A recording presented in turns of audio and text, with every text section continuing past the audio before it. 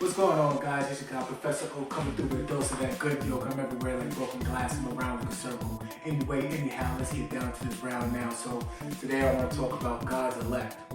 What is that, right? In the Bible it says, many are called, few are chosen. So you gotta realize when you're called or chosen, those are God's elect. But the difference is when you're chosen, it's automatic, right? It's just what it is. You've been destined, you've been called. Your calling, pardon me. Your calling has already been, it's been solidified. You're part of a chosen race, a chosen people. Now, the call is that you see there's potential in you. You can be used for the kingdom of God. You can be used for the kingdom of light. These are things that are very, very benevolent, and they'll definitely serve a high purpose, and you'll definitely benefit from it tremendously in a great way.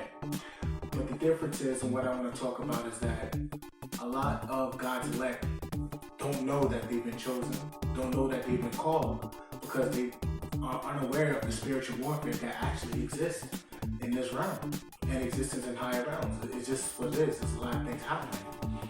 So what is being God's elect? What does that mean when you've been chosen? What does that mean when you've been called? It means that, number one, once you start getting to a certain point of enlightenment, you start to realize it's not about you. And again, if you notice in my other videos, I talk about taking things generally instead of personally. You start to respond generally instead of personally, because then you start to see that whoever you're talking to, either their agenda is they want to be heard to prove you wrong. And if they're trying to prove you wrong, it's a point in being like, oh, I think you're wrong and I want to make sure you're humbled. Or it's something about you that, you know what I mean? But a lot of the times when they're looking at you, it's because it's something about them that they're uncomfortable with, and your light is irritating them. It's pretty much like I was watching a video the other day, and she made, I think her name was, I'm not sure, I don't really like shouting people out on this because, whatever the case may be. I'll do that as the case may be when I find it. But she said, it's like when you're waking up and when you turn the light on, your eyes, it's like, my eyes, because your eyes are adjusting to the light. And that was such a beautiful analogy that she stated. And that's exactly what happens when you're part of God's elect. You naturally have a light that's radiant. Now, everyone has a light that's radiant. Don't ever, I'm not here to dim anybody's light or anybody's enlightenment or in their path. That's just what it is. You have a light about you that you're totally able to emit, and it's so beautiful and it's unique. It's such a beautiful light, and this is why I always urge individuals, choose the positive route, be good, and find your uniqueness and master it. Why? Because then as you master it, you're bringing something new to the planet, something refreshing, because you're made in God's image and you carry that creativity spirit in you. It doesn't matter what it is that's in you, but once you go fully into it by being yourself, oh boy, it's on. And so much great things can happen. So much great things can transpire. But the point of this video is that I need you to understand that in the spiritual warfare that we're dealing with individuals who are, they don't like the positivity, right? They don't like it. They are against it. They want to, they just, I don't know. They're all about duality, and it's all about unity, and that's the problem. It's always going to be, there's always going to be an other side to a story. That's just what it is. But it's a difference when it's combative instead of being unified. Because when you're looking at things like there's going to be a side, there's going to be two sides to every story. But the issue is that you're looking at one side, you got to choose this side, and third, instead of looking at it as a wholeness. And I digress. I don't want to get into that because now it'll be like we talk about light, dark, good and bad. When you start to get enlightened, those things turn into more of a perspective, and the enlightenment changes. So when you're looking towards the light, and when I like looking towards the light, and I like being in a positive route, because the path, when you take that route, is so beneficial to growth.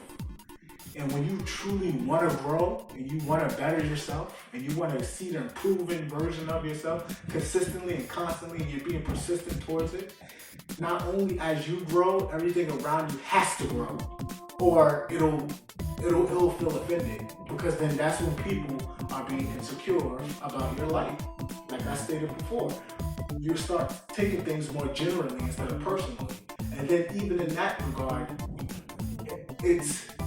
you'll notice that in conversations, it'll kind of switch, and people, instead of it being a conversation of just exchanging information or likenesses or interests, then it becomes a competition of like, well, I can do this and I can do that. Terrific. You should do something cool with that. And they're like, it's crazy. It's crazy. It's like, what do you want? You want to combat interests? You like this more than me? It's ridiculous. And I say this because God's like, you may not know that you even been called or chosen, because you're so unaware of it, because you're so much in your immediate radiant light that you're just shining and you don't even know how bright you shine. And I'm talking to the adepts out there. And the whole point of the enemies of the elect is to dim that light. They don't want you to emit. They don't want you to radiate. They don't like the light, because it's either A, they were never from the light, or they have given up their own light. And now when they see another radiant, beautiful light that's shining and is vibrant, they want to either, it makes them feel very insecure. And you give grace in this situation. Give grace. Why? Because you don't want to, number one, participate in situations or circumstances that may dim your light. That's one. Secondly, you don't want to get into circumstances or situations that will help lighten them up as well. Thirdly, you gotta grow. And that's part of the light. That's part of it. It's all about inner work. Because as you go inside and do the work on the inside, it'll show on the outside. Can you dig it? I think you can. Now, give me one moment. I did some notes on it.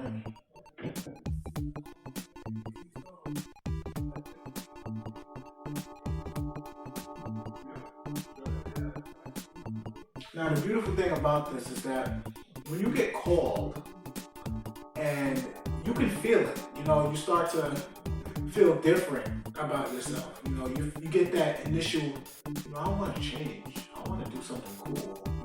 I want to be positive. Or again, you start to grow and be like, you start to cut that nylon out. Excuse me, I sound crazy. You want to cut that nylon. Cut it off. And once that happens, I'm continuing from a previous video, but it's going towards being of God's elect. Once that happens, I should have added that in there, saying this is what it means to be a God, one of the elects of God. You start to operate in your true self, and then beautiful things happen. Your frequency changes. You start emitting a different type of wave. You start feeling good. You start talking better. You start not serving or incorporating the things around you, and you start incorporating things that will benefit your present and your future. But remember, once you make that initial change, this is what the enemies of the elect will come in and to prevent that change. They don't want you to radiate that light. They don't want you. They don't want that. You gotta realize, I stress this fact that, and this is strictly to God's elect, because when you're of God's elect, you don't realize how much haters exist. Like you like you'd be like, oh, that person's just jealous, but you don't understand the level of hater that exists. Like I'm telling you, because I have met some haters in my life, and I was just like, whoa, 1000%, I never knew they even existed. I thought this was like some, the hate that you see, literally, like, you will just be like, yo, whoa, oh no, you really is a hater. Like, you hate,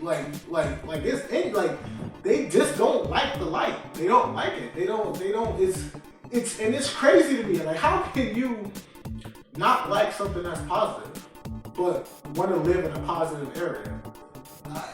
You know what I'm saying? Like, you'll find haters that they will hate you, but then they will copy you. Like, if you don't get your psychopathic ass if you don't take, like, get your two-time and cat burglar looking mother, like, what is wrong with you? Like, like what? This is ridiculous. Like, I digress. Cause you do not understand. Like, this level of haters is just ridiculous. Like, it's way beyond professional psychiatric help that they need to receive. They need to go in, and once they go in, then they'll be able to, you know, reevaluate. You know, they need to rehab themselves. But when they cut off God, they started doing things on their own understanding. They started denying their spirit. Because you got to realize, once the body, because the body was made to hold spirit, and you are spirit, but you also can animate your own body through the flesh, and you can be spiritually dead. That's what happened with Eve. Remember, when the fall happened, Eve, she came, like, you know, she was like, you know, doing whatever Eve does, in that case may be. The snake went to Eve, ain't going to Adam. He had to use Eve to go to Adam, because Adam had spirit. Adam was spiritually alive. So they had to go to the likeness, and then what happened? The snake stripped Eve. He's like, look at the tree. It's good for fruit. It's good for. It started enticing. You know, she started thinking on her senses, and then she ate, eyes open, and then gave it to her husband. They ate, and then they said, "Oh, we're naked." But if you read a couple of scriptures before, they said they were naked and not ashamed. They didn't have any shame. So not only did fear enter, shame entered, and that is in a sense, like, you gotta realize, when you're operating in perfect love, and perfect love and fear can't coexist in the same area. It literally cannot. When you have perfect love, you won't have no fear. If you have fear, you won't have love, because you're afraid of it. And again, please, when I'm speaking on these videos, I don't want anyone to think that I'm this individual that has reached perfect love. I'm striving to understand it even further and even more, because I think it's such a beautiful experience. But what I can say at my point of development is that love is an intellectual experience. And it becomes an intellectual experience when you realize that it's not about thinking with your mind or your heart, it's about existing in it. And then now it will come this pendulum of, oh, what you do for me, I do for you. And then if you don't do this for me, I don't do this for you. It's not circumstantial. It becomes an understanding. Meaning that I'll love you regardless of who you are. But just because I love you doesn't mean I'll tolerate unconditional foolishness for you. My unconditional love for you doesn't mean unconditional foolishness, because I can't enable you. And if my presence is enabling you for you to continue to act in such a foolish way, then do I really love you? No, that's not it. Someone said, I think it was Osho, he said, I love the flower so much that I didn't pick it. I just admired it and went about my day. And that is such a beautiful statement. Like, that's so profound. I digress. But once that happened, again, with the flood, ill shame, etc., so forth, and then now you see how it all happened to Jesus. Exactly. I don't want to get too much into that. Well, when you realize that, like, they don't like the light, and it's because, again, it's either they given up their light, or they were never from the light originally. But the beautiful thing about that, there's others that will conform to the light, because it's something, the body can't live without the light. Like, your body needs light, period. It's just what it is. Like, it needs the spirit. And it's spiritually made. It was made from spirit. Spirit made flesh. You know what I'm saying? It's just what it is. So, when you've given up something that literally becomes, like, you literally are it, and now you become something else. Now, you have to deal with the woes and the situations that come with the flesh. And that's not a good thing, guys. I don't want to get too much in that. I want to still continue about God's elect and understanding, and give more light on what it is to be one of God's elect. And it's a very special position that I need, and I don't want, when you people are listening to this, I don't want you to think like, oh, it's just this select group of certain individuals that, no, it is not. It's very, very, God's elect is, it's tremendous amount of God's elect. It's just they don't know it. They just operate in the positivity and think they just don't understand why. Like I just choose to look at the better things in life. There's the natural optimistic. Many are called, few are chosen, but all of those in those categories are God's elect. But now, again, some fall to the wayside, some are tricked by the world, some haven't mastered their own flesh, so they kind of don't even think about what it is and what they're doing and why they're doing it, etc. so forth. So it diminishes down to a small amount for those that continue on with believing and understanding the word and getting understanding about who they are and how Christ. It's a beautiful thing. It's such a beautiful thing. But I digress. I don't want to stray too much off of it. I'm going to continue on.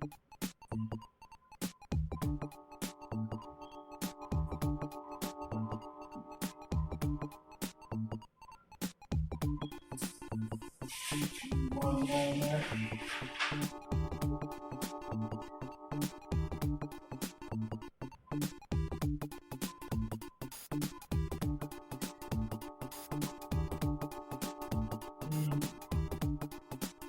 I'm gonna end it right there. I'm gonna end it with a few things so you can have some understanding towards what I'm saying, because it kind of came off a little bit sporadic. Being God's elect is all about dwelling in positivity and imitating what God does for you. That means if God gives you grace, you offer grace, because not only when you become a God's elect, you automatically become an ambassador of God. And if you're an ambassador of God, God loves, God forgives, God is always a joy. And this doesn't mean that you don't feel sadness, sorrow, frustration, and pain, because we are in human bodies. It's just what it is. But I'm telling you to choose a better route to be able to operate in a higher form of that existence. So that now you start operating more spiritually than you do in the other sense, in a more negative sense. That's as simple as that. And then after all of that has been done, and we all dwell in positive, we all dwell in good relationships, we all dwell in looking at things that to better benefit us in a more positive way in life. We just move forward from there. To continue on, it becomes more simple. Because it's only hard because you're battling with your flesh, and when you're battling with your flesh, then it becomes, it becomes an inner battle. Again, it's all about going inside. Once you start healing the things that's going on upstairs, it all falls down to the downstairs. It's all beneficial. It will always be beneficial. It will never not be beneficial. This is just what it is. This is just how things operate. And this is just how the way of the world is. And just to know that he that is in you is he that is in you is greater than he that is in the world. And that in itself, you're already a conqueror. And remember, the Bible tells you that you're more than a conqueror. And I have an idea of what a conqueror is, but that means you're more than that. I'm gonna wrap it up right there. Listen, this is for the deck. Just want to say I love you. I'm proud of you. Keep doing what you're doing. Keep out there spreading positivity, doing the righteous thing. God's elect. You're always out there. You're always doing the right thing. Don't worry about it. Focus on positivity. You'll be well. You'll be swell. It'll all work out for your benefit, right? Peace, love, and light. I see you guys in the next video. Always good to speak to you. And we're going to keep going. We keep moving and never losing.